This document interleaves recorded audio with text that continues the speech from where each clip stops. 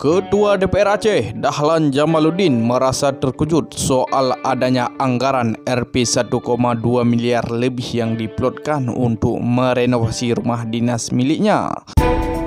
Anggaran tersebut dikucurkan lewat APBA 2021. Dahlan menyebutkan dirinya tidak pernah sama sekali mengusulkan anggaran untuk renovasi rumah tersebut.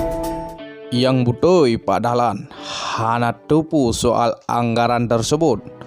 Jujur saja dengan rakyat, menurut data yang beredar, harga lemari pakaian saja 150 juta. Lemari pakaian apa itu bosku? Kayaknya itu lemari pakaian emas Banyak senang jadi anggota dewan.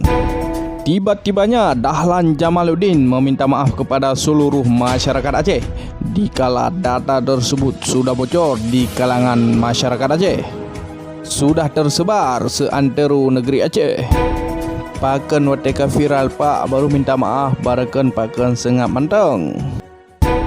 Ternyata kemampuan anggota legislatif Aceh soal mengontrol duit rakyat Aceh di bawah rata-rata minus, tidak berfungsi sama sekali.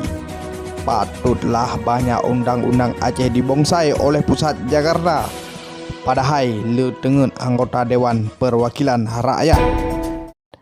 Peng yang keluar hanai depu, apalagi duit yang belum masuk. Wallahualam.